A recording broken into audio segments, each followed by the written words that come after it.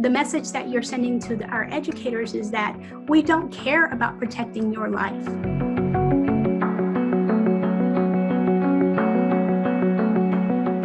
In Houston, Texas, we are following developments where the governor here has issued an executive order prohibiting state agencies from having mask mandates.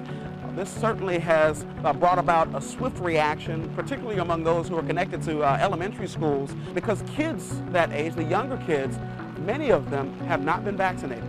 Starting May 21st, any official who tries to mandate masks, even for unvaccinated residents, could face a $1,000 fine. Public schools have until June 4th to end their mask mandates. Houston's mayor calling the executive order a, quote, overreach, already pushing back on the ban, tweeting, "If you are a city employee and you have not been fully vaccinated, you must wear your mask." You don't run the city of Houston and the city employees in the city facilities.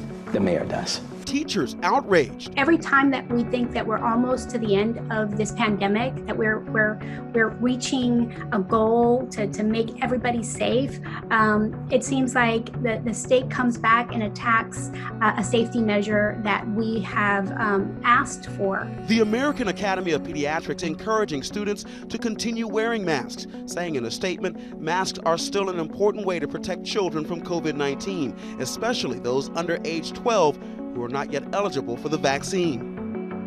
Andrew Brown! Andrew Brown! Protesters hitting the streets of Elizabeth City, North Carolina, hours after investigators ruled deputies were justified in the shooting death of Andrew Brown. Earlier Tuesday, the district attorney releasing body camera videos of the shooting showing how he says Brown used his car as a deadly weapon against the deputies, but attorneys for Andrew Brown's family not buying it. At no point was Andrew Brown Jr. Using his vehicle as a weapon. No officers were injured, no officers were knocked down. In fact, at every point, he was moving his vehicle away from officers. In the videos, Brown is sitting in the driver's seat. Let me see your head!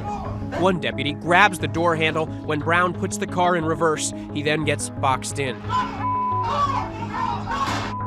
The DA says Brown ignored commands, hitting a deputy with the car. That's when 3 of the deputies began shooting. Brown drives through an open lot before crashing into a tree and dying of a gunshot wound to the head. When you employ a car in a manner that puts officers' lives in danger, that is a threat.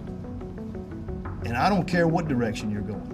The shooting came as deputies were trying to execute warrants related to felony drug charges. Brown's family accuses the DA of trying to whitewash the investigation. They're vowing to continue their fight for justice, claiming the deputies were criminally negligent.